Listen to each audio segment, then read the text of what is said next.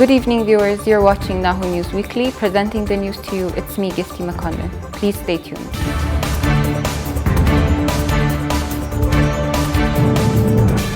Moving on to our first news. Addis Ababa police say more than $35,000 have been seized at a train station.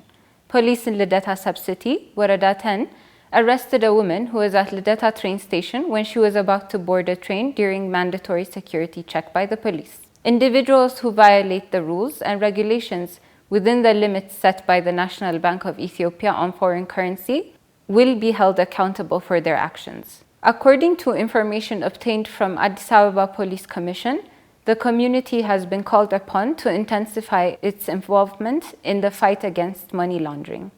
The Commission also thanked the members of police force for their commitment to honesty and service. Ambassador Redwan holds talks with the British Special Envoy to the Horn of Africa and the Red Sea. State Minister for Foreign Affairs Redwan Hussein received British Ambassador to the Horn of Africa, Mr. Philip Farman, at his office. During the meeting, Ambassador Redwan briefed the Special Envoy on the current situations in Ethiopia.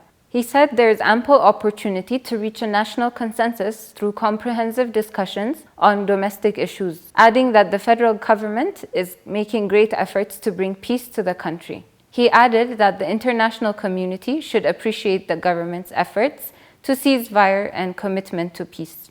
He called on the international community to press for the TPLF to leave some of the Afar areas still under its control. Britain's Special Envoy for the Horn of Africa and the Red Sea, Philip Farman, on his part, said there is a complex conflict of interest in the Horn of Africa and that Ethiopia must play a major role in fighting this common challenge.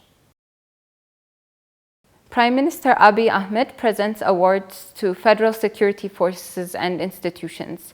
The Prime Minister of the Federal Democratic Republic of Ethiopia, Mr. Abiy Ahmed, presented awards to the federal security forces and institutions for their contribution during this award ceremony prepared by Amhara Regional State. According to information obtained from Prime Minister's office, the Prime Minister has said that standing together for a common cause will overcome challenges and build lasting prosperity for the country.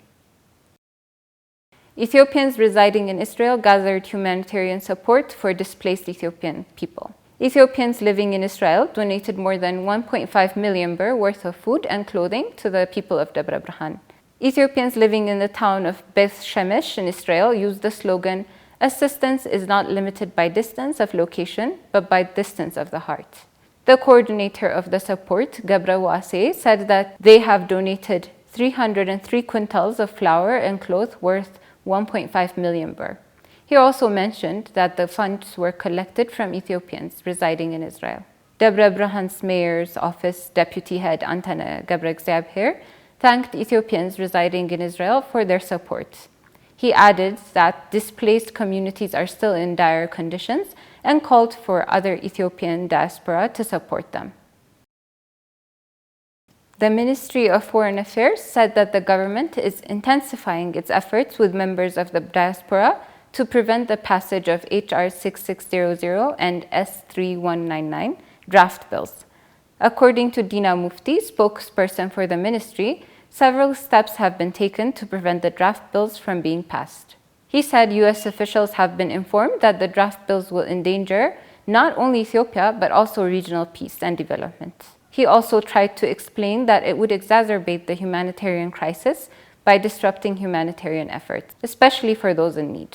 He noted that the legislation has undermined the long-standing friendship between Ethiopia and the United States, adding that the government and the diaspora have been working together. He called on the diaspora to continue their efforts, adding that the international community and donor countries' humanitarian assistance to Tigray and other regions has been strengthened. The ambassador also urged international communities and donor countries that despite the efforts, the humanitarian assistance being sent to Tigray and other regions isn't close to enough. Therefore, assistance should increase in order to reach all people who are in need of assistance. Ethio Telecom launches its first generation 5G network in Addis Ababa. Ethio Telecom, which is known for introducing new technology, has introduced a new technology breakthrough to its customers by introducing this 5G network to Ethiopia.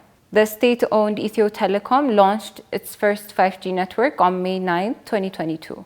Executives say they have completed all necessary preparations for this launch, which has been in the making for over a year in partnership with Chinese tech giant Huawei.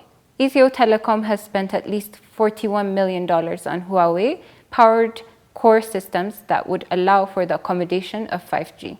The launch makes Ethiopia one of a handful of African countries to launch 5G network. Other countries include South Africa and neighboring Kenya. The state-owned operator has been expanding its 4G LTE network to urban areas outside of Addis Ababa for the past year, introducing it to 70 urban centers such as Bahir Dar, Adama, Dirredawa, and Hawassa. Thank you for watching Nahoo News Weekly. Please stay tuned to our remaining programs on Nahoo Television. This was me, Gifty Makonnen, presenting the news to you. Have a good night.